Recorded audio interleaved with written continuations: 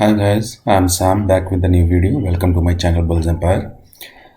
Guys, आज हम दो तीन स्टॉक्स के बारे में डिस्कस करेंगे, बट उससे पहले डिस्क्लेमर है कि ये कोई बाय सेल की रिकमेंडेशन नहीं है. It's only for the educational और informational purpose.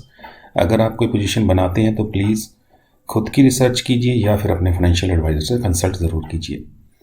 Let's start the video guys. तो गाइज अपना पहला स्टॉक है ग्रीन पैनल, जिसका डेली चार्ट आपके सामने लगा हुआ है. एंड जैसे कि आप डेली चार्ट में देख रहे हैं कि इसने यहाँ से एक रिवर्सल दिखानी शुरू की है. और आज इतनी मतलब मार्केट में काफ़ी सेलिंग प्रेशर था. शायद वो जर्मनी में लॉकडाउन की जो न्यूज़ आई है उसके बाद काफ़ी नीचे गई मार्केट, बट ये फिर भी स्ट्रॉन्ग क्लोजिंग दी है इसने. तो स्टॉक में मुझे काफ़ी स्ट्रेंथ नज़र आ रही है. और ये जो यहाँ से नीचे आया था गाइज, ये only for the profit booking.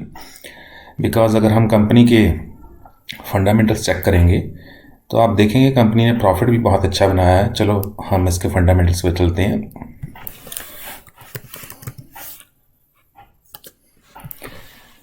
तो गाइज ये इसके फंडामेंटल्स हैं. तो पहले तो कंपनी जो इनका बिजनेस है वो manufacturing of plywood, medium density fibre boards and allied products.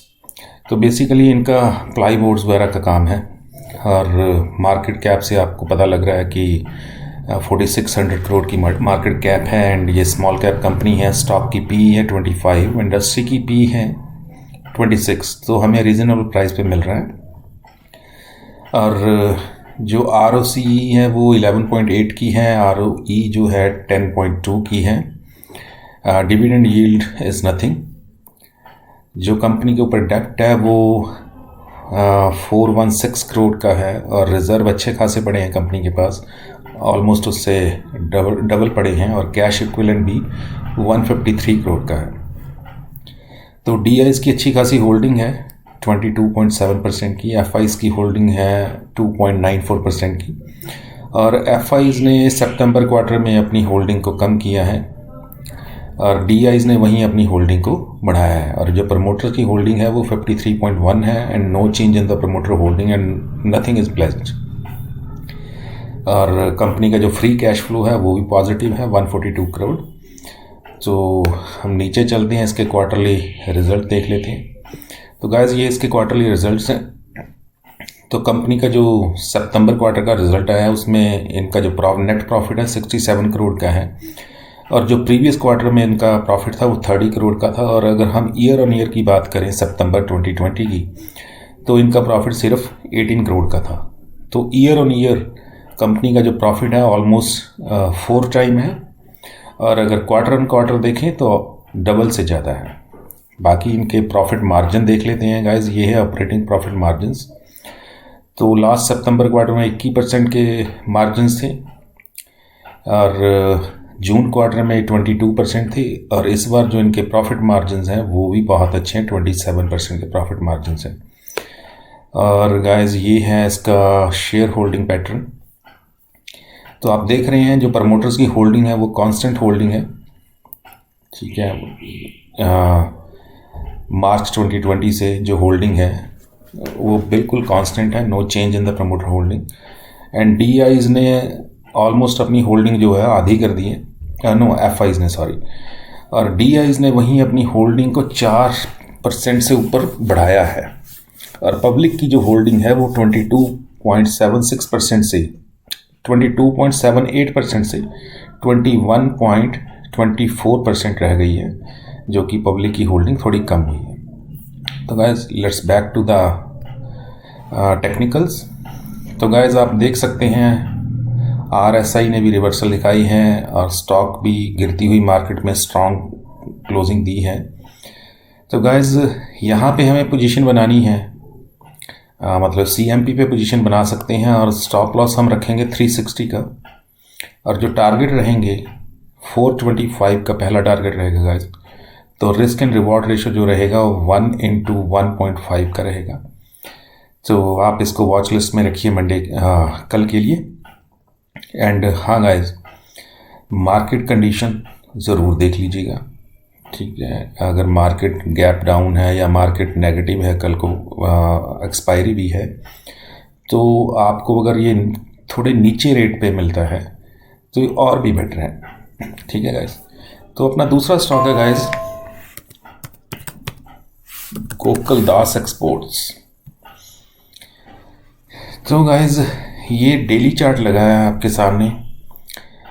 मैंने आज इसमें इंट्राडे भी किया और अच्छा प्रॉफिट बनाया हम लोगों ने। तो वैसे ये इसने 2 बार अपर सर्किट लगाया 272 पे, but in the last moment market में काफ़ी सेलिंग प्रेशर आया, वो बैड न्यूज़ की वजह से जो यूरोप से आ रही थी। तो इसका जो अपर सर्किट था वो टूट गया और फिर भी इसने बहुत स्ट्रॉन्ग क्लोजिंग दी है 271 पे, डे हाई भी दी है, क्योंकि 272 का इसका डे हाई था जो कि सर्किट था, अपर सर्किट।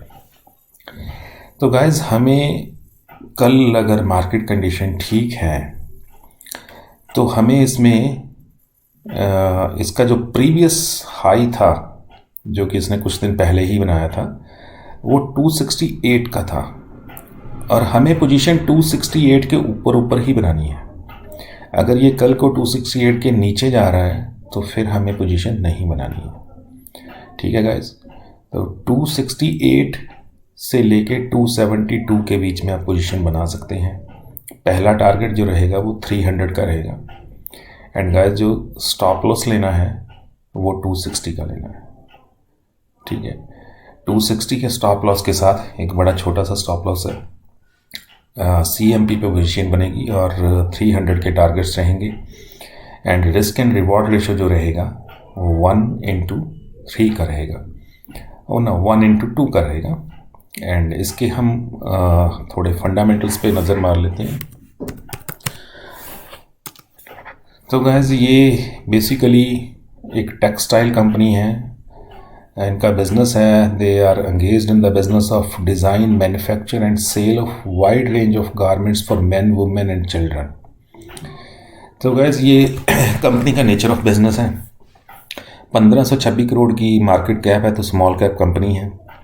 स्टॉक की पी 31.7 है, इंडस्ट्री की पी 21.1 है, तो इंडस्ट्री की पी से थोड़ा प्रीमियम वैल्यूएशन पे मिल रहा है हमें। और ROC जो है 8.22% की है, ROE जो है 9.67 की है। गाइस डेप्ट 543 करोड़ का है और रिजर्व 296 करोड़ के हैं, उससे आधे हैं, मतलब डेप्ट जो है ऑलमोस्ट डबल है कंपनी के रिजर्व से। कैश इक्विवेलेंट जो है वो 13 करोड़ का है ऑलमोस्ट। DIs की अच्छी खासी होल्डिंग है 24% की और FIs की जो होल्डिंग है 12.6% की है। और चेंज इन FI होल्डिंग उन्होंने सितंबर क्वार्टर में अपनी जो होल्डिंग है वो बढ़ाई है 7% से एंड DIs ने 20% होल्डिंग गाइस बाय की है DIs ने, यानी उनकी पहले जो होल्डिंग थी वो सिर्फ 4% थी, 20% उन्होंने प्रीवियस क्वार्टर में यानी जून से सितंबर क्वार्टर के बीच बाय किया है। यानी कि हमारे डोमेस्टिक इंस्टीट्यूशन एंड FIs जो दोनों हैं, दोनों बहुत बुलिश हैं इस पर। अब ये उनके पास इंफॉर्मेशन होगी कंपनी के मतलब इनसाइड द मैनेजमेंट क्या चल रहा है, क्योंकि आप देख सकते हैं FIs की होल्डिंग अभी 12.6% है, बट उन्होंने जो बाय किया है प्रीवियस क्वार्टर में 7.10%, मतलब कि उनकी होल्डिंग सिर्फ 5% की थी, 7% उन्होंने अभी बाय किया है। DIs की होल्डिंग सिर्फ 4% की थी, 20% उन्होंने अभी बाय किया है। प्रमोटर्स की होल्डिंग कम है, 24% की है और प्रमोटर्स ने अपनी होल्डिंग को सेल किया है गाइस, ऑलमोस्ट 9% होल्डिंग जो है वो सेल की है। प्लेज कुछ भी नहीं है। Cash flow, free cash flow जो है कंपनी का वो गाइस पॉजिटिव है। तो बस कंपनी पे थोड़ा डेप्ट है, अदरवाइज सभी फंडामेंटल पैरामीटर्स जो हैं वो बहुत ही अच्छे हैं गाइस। अब हम इसके क्वार्टरली रिजल्ट्स पे नज़र मार लेते हैं गाइस। तो गाइस इस क्वार्टर में इन्होंने जो रिज़ल्ट दिए हैं, इनकी जो प्रॉफिट्स है, नेट प्रॉफिट वो 29 करोड़ का है। वहीं प्रीवियस क्वार्टर में जो था वो कंपनी लॉस में थी, -3 करोड़, तो 3 करोड़ का लॉस था। और अगर पिछले सितंबर क्वार्टर में देखें 2020 में तो 9 करोड़ का प्रॉफिट था। तो year on year and quarter on quarter guys बहुत अच्छा किया है कंपनी ने, अर्निंग्स बहुत अच्छी हैं। प्रॉफिट मार्जिन्स देख लेते हैं। सितंबर 2020 में 9% के मार्जिन थे, प्रीवियस क्वार्टर में 7% के मार्जिन थे, और अभी जो इस क्वार्टर में जो इनके मार्जिन्स हैं वो year on year and quarter on quarter दोनों से बढ़ के आए हैं। 12% के मार्जिन हैं गाइस। सो मुझे इनके रिजल्ट्स बहुत अच्छे लगे गाइस। बाकी इनकी बैलेंस शीट पे चलते हैं, देखते हैं कंपनी के ऊपर डेब्ट बढ़ता जा रहा है या कम हो रहा है, क्या चल रहा है कंपनी में। तो गाइस ये देख रहे हैं जो कंपनी का रिज़र्व है वो बड़ा है। पिछले क्वार्टर में 269 करोड़ का था, अभी 296 करोड़ का हो गया। बट वहीं जो बोरिंग्स हैं कंपनी की वो भी बढ़ी हैं। पहले 479 करोड़ की थी, अब 543 करोड़ की है। तो गाइस डेब्ट कंपनी के ऊपर बड़ा है, वहीं रिज़र्व भी थोड़ा बड़ा है। और ये शेयर होल्डिंग पैटर्न है कंपनी का।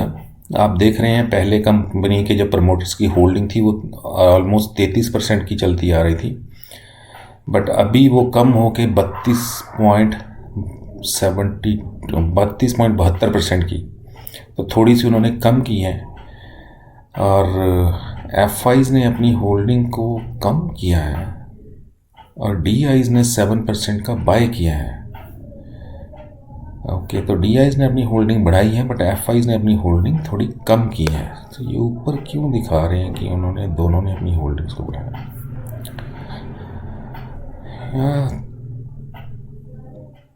तो there is something wrong guys in the data, but आप अपनी रिसर्च कर सकते हैं, पब्लिक डोमेन पे आपको ये सब कुछ मिल जाएगा। ठीक है, ये फंडामेंटल्स मैंने आपके लिए दिखाए हैं आपको। बेसिकली हम जो काम करते हैं गाइस वो टोटली टेक्निकल्स पे होता है बस। फिर भी मैं कोशिश करता हूँ कि जो कंपनी मैं पिक करूँ वो फंडामेंटली स्ट्रॉन्ग कंपनी हो। तो गाइस आप समझ ही गए हैं कि पोजीशन CMP पे बनेगी, 300 के टारगेट्स रहेगा और 260 का स्टॉप लॉस लेना है, जो कि बहुत ही छोटा स्टॉप लॉस है। ठीक है गाइस, एंड एक चीज़ और गाइस, देखिए मैंने आपको टारगेट दे दिया 300 का, तो वो कोई पत्थर पे लकीर नहीं होता गाइस। आप कंडीशंस देखिए मार्केट की। ठीक है, मार्केट कॉन्टीन्यूसली एक नेगेटिव सेंटीमेंट में है और एफआईज कॉन्टीन्यूसली बहुत बड़ी अमाउंट में सेलिंग डाल रहे हैं। तो गाइस एक कॉमन सेंस होती है कि जब भी आपको प्रॉफिट मिले तो आप एक बार प्रॉफिट बुक कीजिए, एटलीस्ट पॉकेट में कुछ आना चाहिए। अगर आप 8 घंटे 6 घंटे कंप्यूटर पे बैठते हैं, मार्केट को देते हैं, तो at the end of the day you should और यू मस्ट मेक समथिंग। ठीक है गाइस, अगर स्टॉक उसके बाद ऊपर निकल गया तो नो वरीज, यहाँ रोज के नए स्टॉक्स आते हैं गाइस। ठीक है, रोज नई अपॉर्चुनिटीज़ हैं, मैं आपके साथ रोज नए स्टॉक्स शेयर करता हूँ, तो कोई वरी नहीं है। खुशी इस बात की हमने प्रॉफिट बुक किया। ठीक है गाइस, एंड स्टॉप लॉस के नीचे स्टॉक की वेट मत कीजिए। जो स्टॉप लॉस मैं आपको बताता हूँ वो बहुत ही कैलकुलेटेड स्टॉप लॉस होते हैं, उसके नीचे स्टॉक वीक हो जाता है गाइस। ठीक है, उसके नीचे स्टॉक में बने रहना फिर हमें पता नहीं कितना लॉस दे सकता है। तो इन दो चीज़ों का आप ध्यान रखा कीजिए। बाकी गाइस कल मैंने KEI आपको बताया था,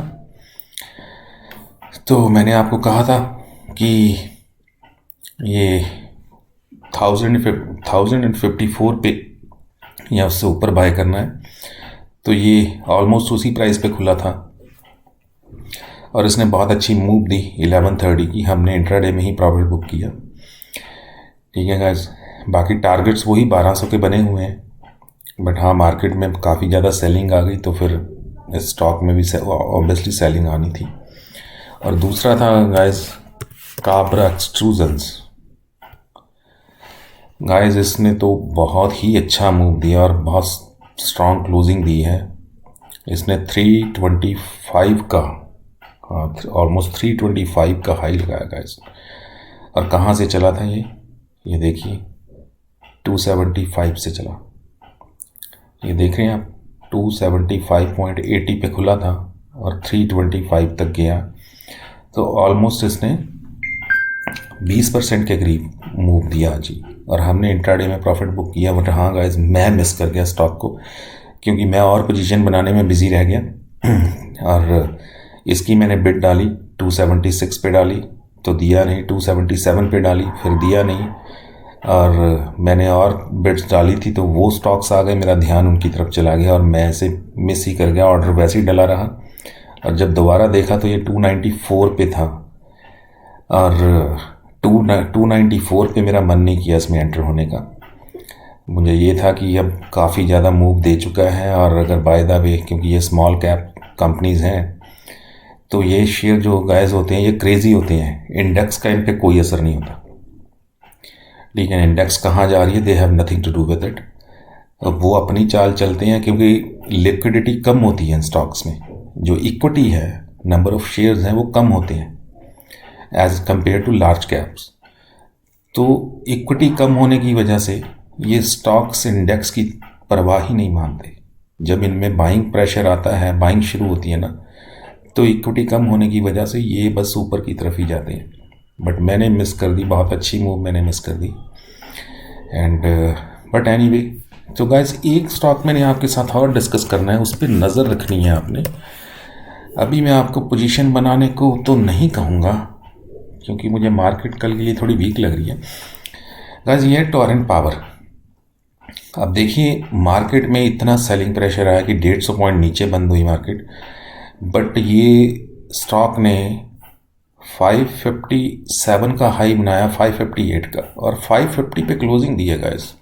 मतलब कितनी स्ट्रांग क्लोजिंग दी है, और अपना जो प्रीवियस हाई था उसके बिल्कुल पास में क्लोजिंग दी है। तो गाइस कल को इसको वॉच लिस्ट में रखिए, और अगर आप मुझसे पूछें कि पोजीशन बनानी है कि नहीं बनानी, तो गाइस मैं आपको ये कहूँगा कि अगर पोजीशन CMP पे आप बनाते हैं तो टारगेट लेके चलने हैं 575 के, और स्टॉप लॉस लेके चलना है 530 का। ठीक है गाइस, तो रिस्क एंड रिवॉर्ड रेशो जो रहेगा 1:1 का रहेगा।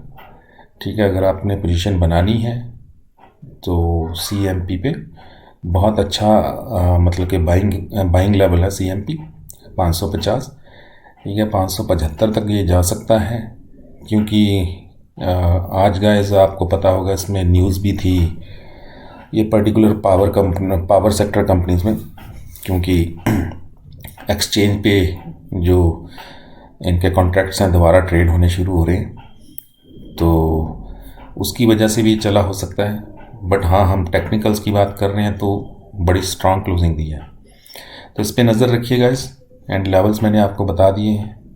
ठीक है, एंड गाइस अगर आप मेरी वीडियोस देखते हैं तो प्लीज़ उसे लाइक किया कीजिए, एंड मेरे चैनल को सब्सक्राइब कीजिए, और यही चीज़ मुझे मोटिवेशन देगी, एंड मैं I will try my best to bring the best in front of you. ठीक है गाइस, तो मुझे मोटिवेशन मिलेगी, मैं और ज़्यादा हार्ड वर्क करूँगा और अच्छा कंटेंट आपके लिए लाने की कोशिश करूँगा। So thank you for watching guys, and bye bye for now.